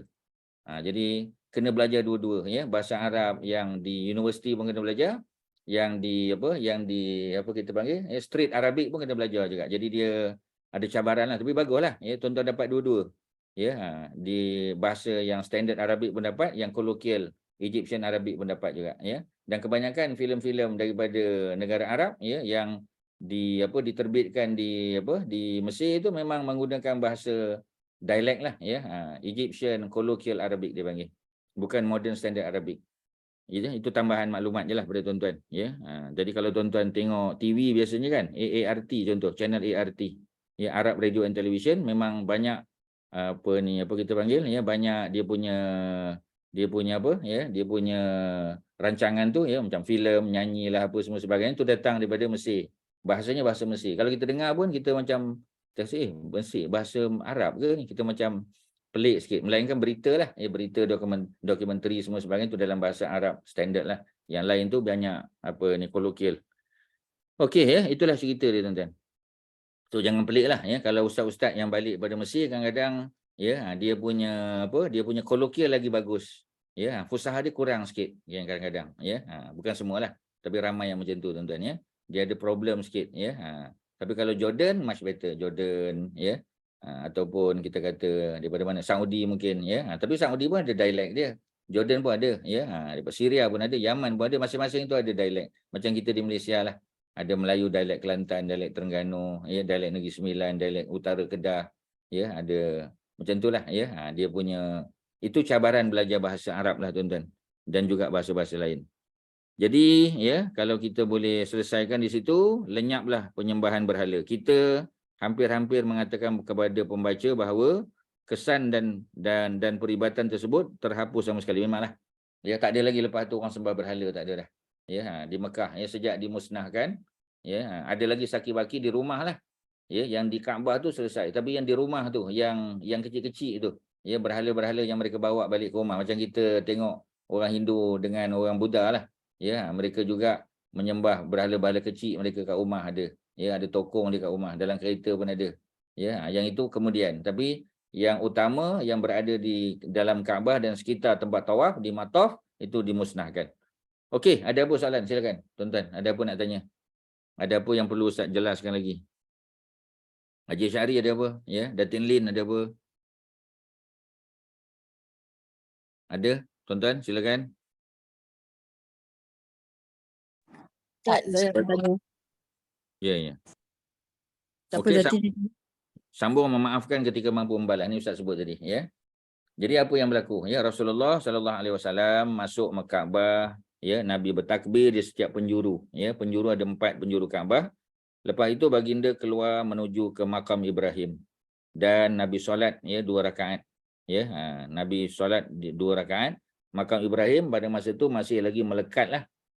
Masih lagi melekat di Kaabah, di dinding Kaabah. Melekat tu maknanya belum dijarakkan lagi. Jarak ni kemudian tuan-tuan jadi asal-asalnya duduk di makam Ibrahim tu masih berada dekat dengan Kaabah, bukan di tempat yang ada sekarang. Jadi Nabi solat 2 rakaat setelah tawaf, seperti mana kita sedia maklum, kemudian meminum air Zam-Zam dan duduk di dalam masjid. Ketika itu orang ramai berada di sekeliling Nabi. Semua mata tertumpu kepada baginda kerana menunggu apakah tindakan yang Nabi akan ambil. terutamanya kepada musyrikin Quraisy yang telah menyakiti, menghalau dan memerangi Nabi sebelum ni. Tetapi apa yang berlaku di dalam keadaan demikian, kemudian akhlak yang mesti diambil pengajaran oleh setiap Muslim. Ya, yakni redha dan marah hendaklah dilakukan kerana Allah, bukannya kerana mengikut hawa nafsu. Rasulullah bersabda, wahai orang-orang Quraisy, ya ma'syaral Quraisy, ya, pada sangkaan kamu apakah tindakan yang akan aku lakukan? Ya, jadi Nabi tanya, ya, agak-agaknya tindakan apa aku akan buat pada kamu semua? Ya, Nabi tak ulang lah. Nabi dulu, kamulah yang pukul aku, kamu yang letak apa tahi unta, ya, perut unta yang busuk di belakang aku, kamu yang ludah, kamu. Nabi tak ulang benda-benda macam tu. Ya, sebab benda tu understood, semua orang dah tahu dah. Ya. Jadi apakah tindakan yang aku akan buat terhadap kamu? Mereka menjawab kebaikan, khair, ya. Kamu adalah saudara yang bersifat mulia. Ya. Maknanya Nabi itu mulia, anak saudara, ya, anak saudara yang bersifat mulia, anak saudara. Ya, anak saudara. Maknanya mereka anggap Nabi ni macam anak saudara dia, sebab kebanyakan orang Mekah ni lebih tua daripada Nabi. Ya, macam Abu Sufyan, kita kata Abu Sufyan 10 tahun lebih tua daripada Nabi. Ya, sesuailah dia jadi bapa mertua Nabi. Ya, jadi Nabi masa hijrah umur 53 kan. Jadi kalau Abu Bakar muda daripada Nabi lah, 51 umur dia. Tapi kalau Abu Sufyan umur dia 63, dia 10 tahun lebih tua daripada Nabi. Ya, Abu Jahal dah mati dah, ya. 12 tahun lebih tua daripada Nabi. Ya, kita kata siapa? Abu Lahab 21 tahun lebih tua daripada Nabi. Abu Talib 30 tahun lebih tua daripada Nabi. Maknanya kebanyakan mereka ni adalah bapa-bapa. Ya, bapa saudara, ya, bapa saudara, bapa apa kita panggil, ya, pangkat pak cik lah, uncle. Ya, Nabi tu macam budak-budak lagi bagi mereka. Sebab tu payah nak terima tu kan. Sebab faktor usia lah, ya, age factor. Tetapi macam tadilah, ya, mereka kata yang kami tahu Muhammad ni orang mulia. Ya, dia juga anak saudara yang mulia. Ya, ada nota kaki. Lelaki yang berkatanya ialah Suhail bin Amru. Ya, Suhail bin Amru sebagaimana yang disebut di dalam Sirah Al-Halabiyah. Ya, The History of Aleppo, tuan-tuan, ya. The History of Aleppo ni dia ada beberapa jilid, ya. Sirah yang menarik juga, tuan-tuan. Ya, cuma tak ada terjemahan bahasa orang putih, tak ada lagi lah. Ustaz terjemah aja, ya, The History of Aleppo. Ya, mungkin sikit-sikit adalah, ya, maknanya segmen-segmen tertentu ada terjemahan, tapi the whole buku tu belum lagi, ya. Dia tak macam History of Tabari. History of Tabari dah ada 36-38 jilid tu dah ada. Ya, macam Ibnu Hisham ada in English. Ya, kemudian Tabaqat Al-Kubra Ibnu Sa'ad dah ada. Tu semua dah ada terjemahan. Tapi Sirah Halabiyah ni, The History of Aleppo, tak pernah dengar lagi lah. Kalau tuan-tuan jumpa kat internet, bagi tahulah. Ya, boleh kita share dengan orang lain. Jadi Suhail bin Amru siapa dia? Suhail bin Amru adalah wakil Quraisy yang menulis perjanjian Hudaibiyah tu. Wakil Nabi Sayyidina Ali. Ali boleh baca, boleh tulis. Ya. Wakil bagi Quraisy Suhail bin Amru. Ya. Jadi Suhail bin Amru, beliau adalah wakil Quraisy. Ya, orang bijak, orang pandai. Dianggap sebagai pemimpin orang Quraisy. Ya. Jadi dialah yang dikatakan menyebut perkara tadi. Yang kami tahu Muhammad ni orang mulia. Ya. Dan beliau juga adalah anak saudara yang mulia. Sebab tu dia panggil anak saudara. Pasal dari segi usia dia jauh lebih tua daripada Nabi. Ya. Kemudian apa lagi? Rasulullah menjawab, bersurailah kamu semua dibebaskan. Ya. Jadi kamu bebaskan. Antum mutlaqa. Ya. Kamu semua adalah orang yang telah dibebaskan. Maknanya Nabi tak ambil tindakan pun, tuan-tuan. Walau mereka lah dulu yang menghina Nabi, menyakiti Nabi. Kemudian Rasulullah SAW menyampaikan ucapannya. Dalam ucapan tersebut dijelaskan pelbagai hukum hakam, di antaranya Muslim tidak dibunuh kerana membunuh orang kafir. Ya, Muslim dia tak dibunuh kerana membunuh orang kafir. Mana tak ada balas bunuh. Sebab dalam perang macam itulah. Ya. Dua orang yang berbeza agama tidak boleh waris mewarisi. Jadi Nabi bagi basic understanding, ya, tentang hukum hakam Islam ni. Ya. Maknanya kalau lain agama tidak boleh mewarisi. Ya, tak boleh mewarisi. Ya. Jadi contoh kita kata, ya, dia Muslim, ya, dia apa kita panggil, ya, asalnya dia Hindu contoh ataupun Buddhis, kemudian dia masuk Islam, anak tu masuk Islam, bapa, ya, tak masuk Islam, boleh tak dia mewarisi? Ada banyak kes, tuan-tuan, ya. Mahkamah Civil, ya, memang ada banyak kes. Ya, Ustaz ada kenal seorang apa kita panggil, ya, daripada mana tu, Prudential ke apa, ya. Dia apa kita panggil, ya, dia punya mak dia bagi harta pada dia. Ya, dia ada dua beradik, ya, abang dia masih lagi Buddhis, ya, dia dah masuk Islam. Yang perempuan ni dah masuk Islam. Ya, kalau ikut siapa ni civil, ya, maknanya mereka dapat harta sama rata lah. Ya, malah sebahagian daripada dia dapat hibah lah konsep kita kan. Mak dia bagi, ya. Sebelum mak dia meninggal dah bagi dah. Ya, jadi kalau hibah dia bagi, boleh terimalah sebab itu hadiah. Hadiah tak ada masalah, ya. Jadi dia boleh ambil. Tapi kalau warisan sebenarnya tak boleh lah tuan-tuan, ya. Maknanya dia tak boleh ambil, ya. Tapi ikut undang-undang civil dia layak, ya. Jadi kalau ustaz ambil sajalah. Ya, tapi bukan untuk diri kita sendirilah, ya. Kita boleh infak untuk mak tahfiz, untuk dialysis center, ya, untuk hospital, untuk macam-macam. Ya, untuk banyak benda-benda dakwah kita boleh gunakan tuan-tuan. Jadi dia tanya, dia kata macam mana ustaz? Ya, sebab saya Muslim, mak saya masih lagi Buddhis. Ya, tapi by right, ya, harta pusaka tu sama-sama dapat. Dia dengan abang dia. Ya, kalau kita sebut 300,000 tadi kan, ya. Abang dia 150, dia 150,000. So macam mana? Ya, boleh ambil ke, ya? Sebab dari segi undang-undang dia boleh ambil, tapi dia tak boleh mewarisi patutnya. Jadi ambil saja. Ya, kalau dia tak ambil, nanti harta tu boleh diguna untuk benda lain pula, ya. Mungkin abang dia guna untuk benda-benda maksiat, ya. Jadi ambil saja. Ya, ambil, kemudian dia fikirlah macam mana. Itu minta nasihat daripada pihak Baitul Mal ke, ya, Jabatan Agama ke, ya, untuk menyalurkan dengan secara baik. Tetapi, ya, kalau ada yang mak dia dah bagi sebelum daripada mak dia meninggal, mak bapak dia bagi secara hibah, hadiah, oh tu baguslah tuan-tuan, tu tak ada hal. Memang dia layak pun, ya. Dan itu bukan warisan. Ya, sebab isunya ialah warisan, ini bukan warisan, itu hadiah. Hadiah boleh, tak ada masalah, ya. Jadi benda-benda macam tu ada banyak kes, ya. Mungkin Haji Hassan boleh cerita lebih lanjut lah, ya. Tapi Ustaz hanya sebut beberapa perkara yang Ustaz sendiri mengalami lah. Maknanya ada dengar, ya, ada aduan, ya, daripada beberapa pihak. Jadi kalau mak bapak yang bukan Islam, ya, mungkin kita boleh bagi saranan. Kita kata kalau you meninggal besok, ya, anak ni macam itulah. Ya, sebab dia Muslim, you non-Muslim, ya. Kalau you boleh bagi awal-awal dalam bentuk hadiah, ya, lagi bagus. Kerana itu boleh dimiliki, ya. Itu jauh lebih baik tuan-tuan. Itu ada dia punya exit plan dia, ya, ada penyelesaian dia, ya. Okey, yang berlaku apa lagi, ya? Jadi tak boleh waris mewarisi, ya, tak boleh. Kemudian apa lagi, ya? Kemudian apa lagi di bawah tu, ya? Tak boleh mewarisi. Seorang perempuan tidak boleh dimadukan dengan ibu saudara sebelah bapa dia.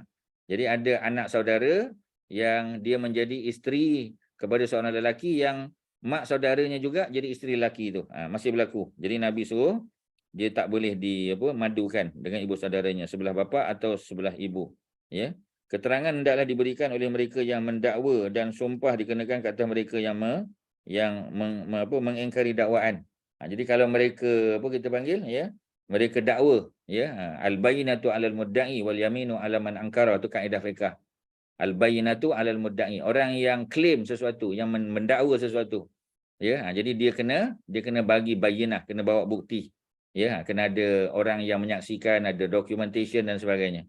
Tapi kalau dia nak mengingkari, ya, maka cukup dia sumpah saja.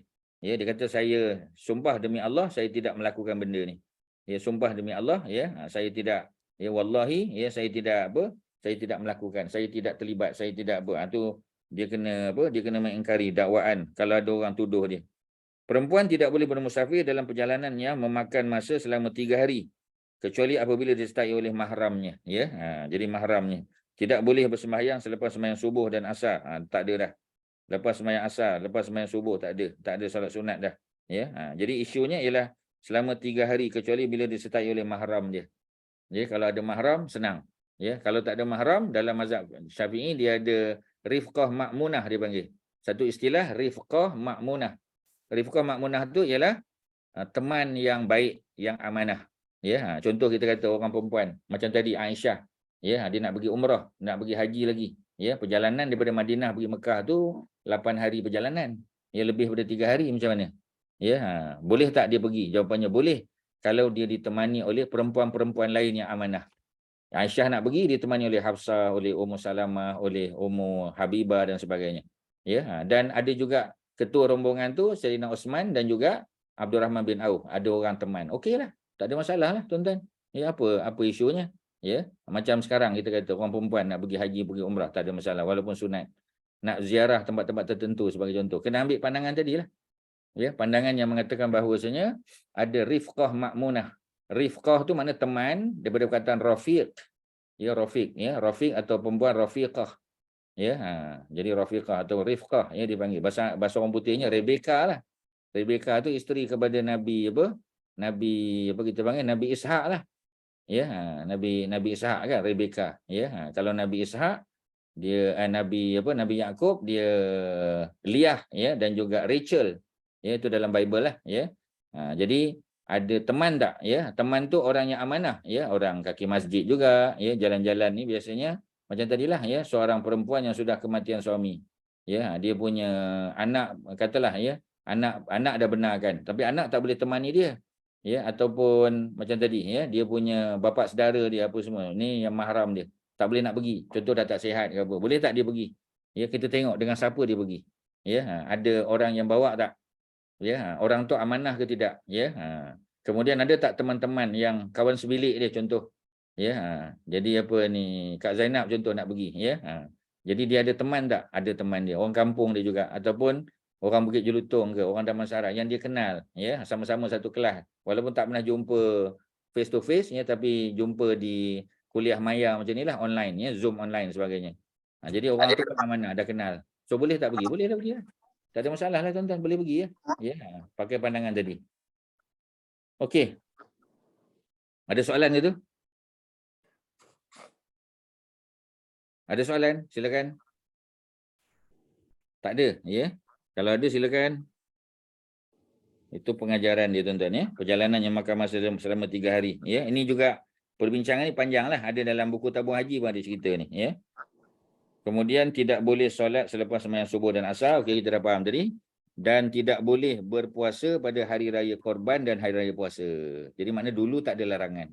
Ya, tapi selepas tahun yang ke-8 Hijrah, selepas peristiwa pembukaan Kota Mekah ada pembaharuan pula. Ya. Kemudian baginda ya. Ada soalan ke? Ya. Ya, silakan. Tentang tiada solat selepas subuh dengan asar tu. Berapa kali jugalah kita jumpa dengan jemaah di Makkah kan. Yeah. Bila kita bagi tahu dia orang, dia kata tak ada, ustaz kami kata ada exception in Masjidil Haram. Betul ke ustaz? Yeah. Sebab dia salah faham. Itulah bukanlah salah faham, tapi sebab hadis tu sebut, ya. Apa macam mana nak kata, ya, hadis tu, ya. Nanti kalau ustaz jumpa balik teks tu, ya. Tapi dalam hadis tu secara umum dia sebut apa ni, di Mekah ni tidak ada larangan umrah, ya, bukan larangan umrah, larangan tawaf, ya, dan solat, ya. Jadi Mekah ni bila-bila masa saja, lepas subuh, lepas asar, lepas apa pun, ya, tidak ada larangan untuk melakukan tawaf dan solat, ya. Jadi perkataan tawaf dan solat itulah yang jadi isunya. Jadi ulama dalam bidang hadis macam dalam mazhab Imam Ahmad bin Hanbal contoh, ya. Dia mengatakan bahawasanya maksud tidak ada larangan untuk tawaf dan solat tu ialah tidak ada larangan untuk tawaf bila-bila masa pun boleh. Lepas subuh dan lepas asar pun boleh, dan solat sunat selepas tawaf tu. Jadi the solat yang di-mention dalam hadis tu, ya, referring to solat sunat selepas tawaf. Ya, tu dia punya interpretasi dia. Tapi sebahagian yang lain, ya, dalam mazhab Syafi'i antaranya ada kaul yang menyebut bahawasanya maksud tak ada larangan untuk tawaf dan solat tu solat sunat umum. Mana-mana solat sunat, itulah yang menjadi isunya tu. Ya, perkataan tawaf dan solat tu merujuk pada apa? Ya, ulama hadis mengatakan tawaf dan solat selepas tawaf. Memanglah kalau tawaf boleh, solat selepas tawaf, lepas asar boleh tak buat? Boleh. Kita tawaf kan, tawaf 7 kali, solat sunat, ya, selepas tawaf, ya. Jadi boleh tak lepas asar? Boleh tak lepas subuh? Boleh. Kerana dia dikaitkan dengan tawaf tu sendiri. Tapi kalau merujuk kepada solat sunat-sunat umum, solat sunat mutlak sebagai contoh, ya, solat hajat ke solat Melayu macam-macam ada kan. Jadi macam mana, boleh ke tak, ya? Itulah jadi isunya. Jadi kebanyakan para ulama, ya, dalam mazhab lain mengatakan bahawanya tidak ada solat sunat selepas daripada asar dan subuh tadi. Diambil daripada hadis ni, okay, cerita Nabi buat pengumuman dan Nabi war-warkan hukum hakam yang berkaitan dengan kemuliaan Kaabah Mekah tu, ya. Sebab itu dalam hadis tadi tu yang cerita tentang tawaf dan solat tu, ya, dirujuk kepada solat sunat selepas tawaf. Bukan solat sunat secara umum. Ya, tapi macam tadilah, ya. Adalah minoriti yang berpendapat bahawasanya solat tu solat sunat secara umum. Itulah isunya kat situ ialah understanding the dalil tu. Ya, sebab ada beberapa interpretation. Tapi majoriti menganggap solat sunat yang dimaksudkan adalah solat sunat ba'diyah apa? Ya, solat sunat ba'diyah tawaf. Ya, solat sunat selepas tawaf. Itulah dia punya sebab mengapa berlaku perbezaan pendapat. Ya, Kak Cimah. Ada apa lagi?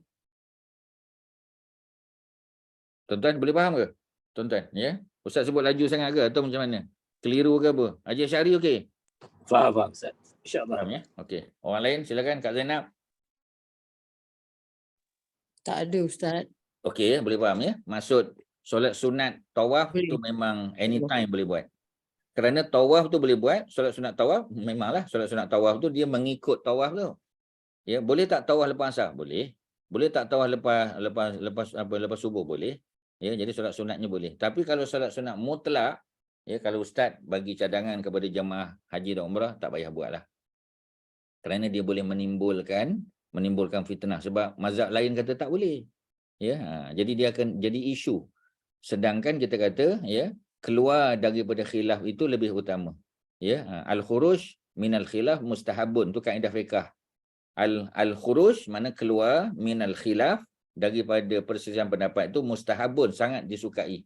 Ya, jadi sangat disukai oleh Nabi. Nabi suka, ya, orang yang keluar daripada khilaf. Mana kalau ada khilaf, ada yang kata boleh, ada yang kata tak boleh, kita ambil pendapat yang kata tak boleh. Mana tak boleh solat. Tapi kalau tuan-tuan nak solat sunat juga, better tawaf. Tawaf 7 kali. Lagi besarlah kelebihan dia sebab tawaf tak boleh buat tempat lain kan. Tawaf 7 kali. Lepas tu solat sunat lah. Solat sunat ba'diyah tawaf. Lepas pada tawaf. Solat sunat ba'da tawaf. Ya. Kemudian kalau terasa nak apa lagi, solat tawaf lagi, ya. Dapat lagi solat sunat selepas tawaf. Macam itulah. Itu jauh lebih baik daripada menimbulkan, ya, fitnah. Sebab boleh jadi fitnah. Sebab orang mazhab Hanafi, mazhab Hambali dan Maliki dia kata tak boleh. Tiba-tiba tengok orang Syafi'i buat, ya. Jadi image orang Malaysia ni bagus. Ya, kita ni organized, structured, ya, bagus, ya, suka menolong, ya, suka belanja orang, suka sedekah, ya, wakaf dan sebagainya. Tiba-tiba dalam bab tadi tu dia ada cacat sikit, ada hiccup sikit, tak menarik. Kalau ustaz personally kata tak payah. Ya, melainkan orang yang buat tawaf silakan bila-bila masa saja. Okey tuan-tuan, ya, itu kalau kita boleh detailkan, ya. Sikit kita pergi memaafkan tadi. Ya, kita dah tahu dah, ya. Memaafkan tadi memang benda yang dibuat oleh Nabi Yusuf, dibuat oleh Aisyah, ya. Of course Nabi dah tentulah buat. Ya, sikit lagi tuan-tuan, apa lagi di belakang tu tentang solat sunat tadi kita dah sebut, ya, tak boleh puasa pada raya Korban dan raya puasa. Baginda bersabda, wahai orang-orang Quraisy, sesungguhnya Allah telah menghapuskan kemegahan jahiliyah. Ya, jadi orang Mekah ni dia ada dia sombong sikit, ya, arrogance tu. Sebab apa? Sebab mereka ada Kaabah. Mereka yang in control of Kaabah punya kita panggil, ya, management tu. Ya, sama ada bagi minum, bagi makan, jaga keselamatan, ya. Jadi mereka rasa mulia. Sebab tu dalam perang Badar jangan lupa, ketika 3 orang lelaki, ya, Quraisy datang nak lawan dengan 3 lelaki daripada orang Islam, dia nak buat sword fighting. Ya, mereka nak buat single combat kan, 1 lawan 1. Jadi ketika 3 orang Ansar datang nak lawan dengan Quraisy jadi Utbah bin Rabi'ah, Syaibah bin Rabi'ah dan Al-Walid bin Utbah, 3 orang Quraisy daripada Bani Abdul Syam, daripada Bani Umayyah. Jadi bila mereka cabar, 3 orang Ansar datang, mereka tak layan. Ya, mereka kata kami tak nak orang Ansar, kami nak orang Quraisy juga. Ya, maknanya sampai peringkat nak berlawan pun, nak membunuh pun, maknanya mereka tak nak lawan dengan Ansar. Ansar ni tak ada level lah pada mereka. Ya, jadi dari segi standard tak ada standard. Barulah Nabi arahkan Saidina Hamzah keluar, Saidina Ali dan tadilah, ya, yang mati syahid tadi, ya. Siapa dia? Adik-beradik dengan Abu Sufyan bin Al-Haris tadi, Ubaidah bin Al-Haris. Muka surat 288 ada perkataan Ubaidah bin Al-Haris tu kan. Dia adik-beradik dengan Abu Sufyan tadi. Kalau kita ambil pendapat yang sama macam ni lah. Jadi 3 orang tu pergi. 3-3 Quraisy. Dan 3-3 tu daripada daripada Bani Hashim, ya. Barulah mereka nak lawan sebab mereka Bani Umayyah, Bani Abdul Syam. Yang mereka nak lawan ni Bani Hashim, baru level. Ya, baru sama taraf. Ya, menunjukkan tentulah orang Quraisy ni, ya. Quraisy jahiliyah ni. Jadi hari ini kata Nabi, innallaha, sesungguhnya, ya, Allah pada hari ini al-yaum telah menghapuskan kemegahan jahiliyah daripada kamu dan mengagung-agungkan datuk nenek. Ya, manusia adalah daripada Adam. Kullukum min Adam wa Adam min turab, dan Adam itu datang daripada turab.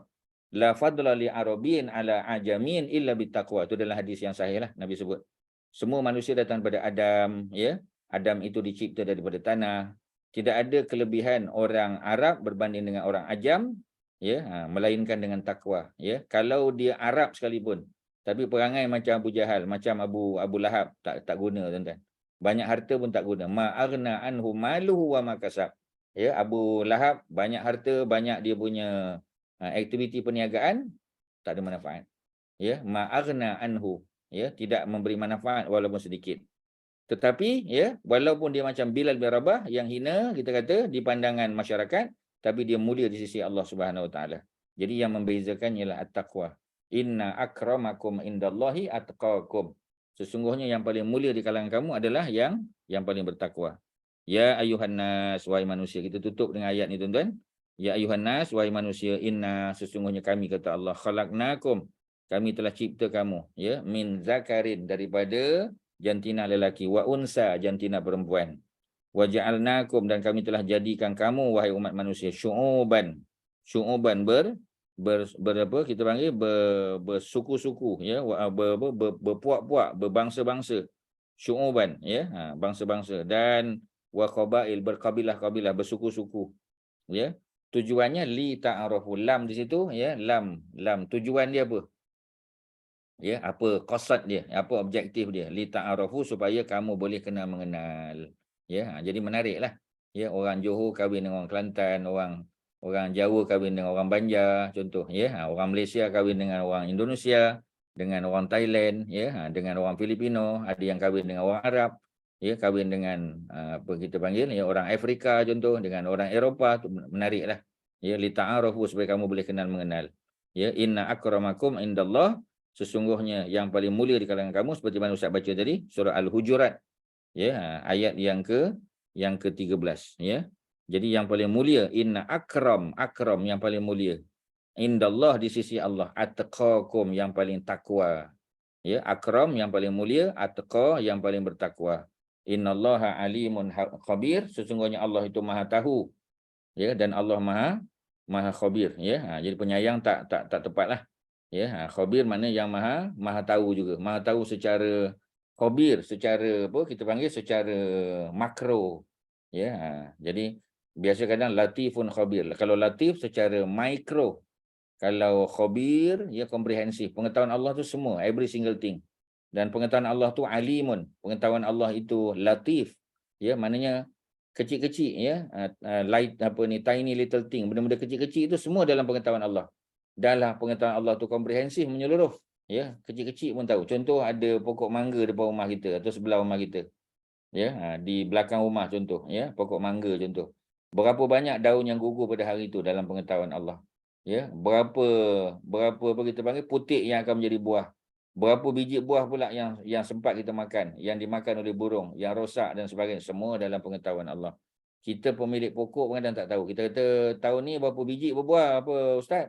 Ya, banyaklah. Yalah, banyak tu berapa? Tak ada kira lah pula, tapi banyaklah. Kita cakap banyak saja. Tapi hakikatnya kita tak tahu bilangan. Allah Maha tahu segala sesuatu, tuan-tuan. Ya, jadi betulkan dulu, ya. Maha mengetahui, betul, ya. Khabir adalah maha mengetahui juga. Maha mengetahui secara keseluruhan. Khabir, ya. Selepas itu orang ramai mula berbai'ah dengan Rasulullah. Bai'ah, ya, tadi kita dah sebut bai'ah adalah janji setia untuk masuk Islam. Antara mereka yang masuk Islam pada hari tersebut ialah Muawiyah bin Abi Sufyan. Muawiyah, ya, Muawiyah bin Abi Sufyan baru berusia, ya, sebab masa hijrah umur dia 13 campur 8, mana baru 21 tahun, muda Muawiyah ni. Ya, kemudian siapa lagi? Abu Quhafah. Abu Quhafah adalah bapa Abu Bakar Siddiq yang buta. Dia belum masuk Islam, baru masuk. Rasulullah amat gembira dengan keislamannya. seorang lelaki datang dalam keadaan menggeletar kerana takut. Lalu Rasulullah berkata, tenanglah. Ya, aku ini bukan seorang raja, jangan takut. Raja dia ambil tindakan, ya keras mungkin. Aku tak.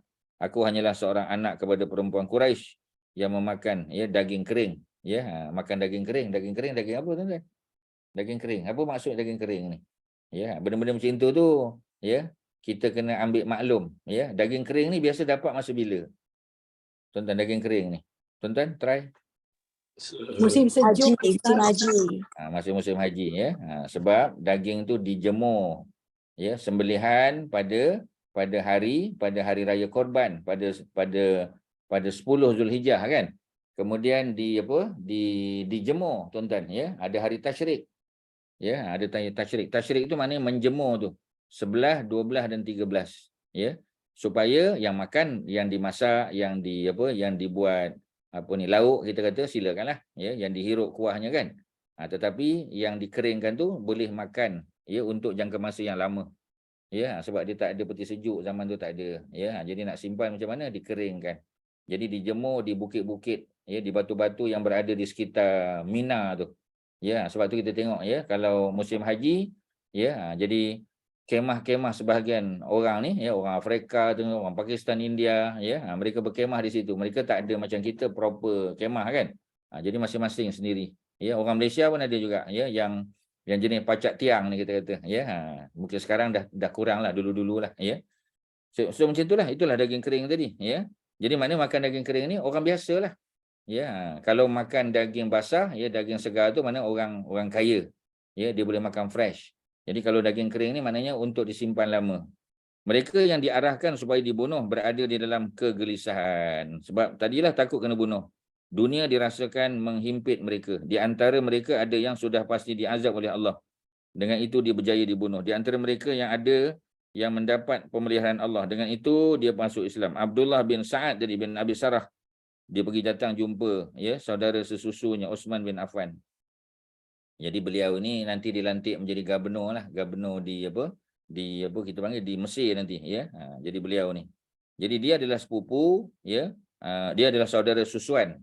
Ya, dia saudara susuan kepada Uthman bin Affan dan meminta supaya beliau melindunginya. Uthman menyembunyikannya sehinggalah orang ramai tidak lagi mencarinya. Selepas itu Uthman membawanya berjumpa dengan Rasulullah. Mana ini recommendation tuan-tuan. Ya, mana boleh tak recommendation? Boleh tuan-tuan ya. Tapi macam tadilah, dengan syarat memang kita layak untuk dapat recommendation tu. Ya, kita kenal seseorang kan, dan seseorang tu boleh bantu kita ya. Tak ada hal lah tuan-tuan. Tapi dengan syarat kita memang layak untuk dipertimbangkan untuk jawatan, untuk masuk universiti, college, ya, dapat scholarship dan sebagainya. Itu semua boleh kita panggil digunakan orang tengah. Ya, kita gunakan orang yang boleh bagi recommendation. Orang yang boleh tengok-tengok kan kita kata. Ya, kita punya anak nak masuk MRSM Taiping contoh, MRSM Jasin. Ya, kita ada kawan di Mara, kita pun kata Syekh tolong, Tuan Haji tolong tengok-tengok kan. Anak saya ada submit lah permohonan untuk masuk. Ya, boleh tak? Jawapannya boleh. Dengan syarat anak kita memang layak, memenuhi semua prasyarat. Kalau anak kita tak layak, tidak memenuhi prasyarat, maka kita tak layak minta bantuan tuan-tuan.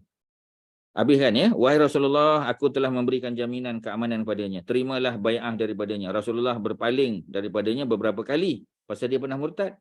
Dan kemudian menerima bai'ahnya. Apabila Uthman dan Abdullah beredar, baginda bersabda, aku berpaling daripadanya supaya salah seorang daripada kamu bangun dan penggal lehernya. Nabi kata macam tu.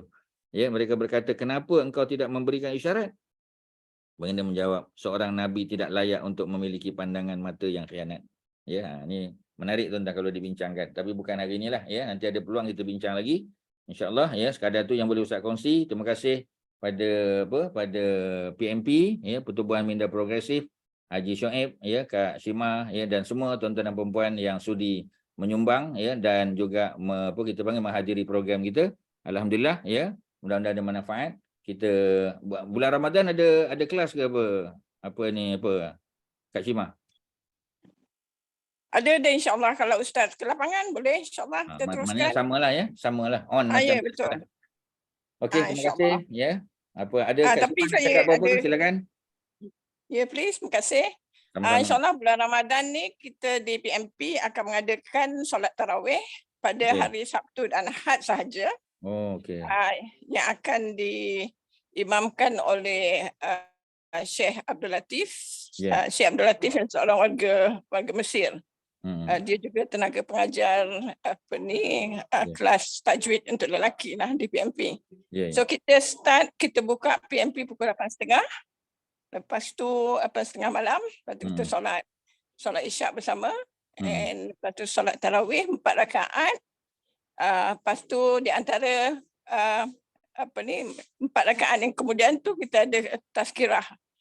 Ringkas lah, lebih kurang 15 minit in English, insyaAllah.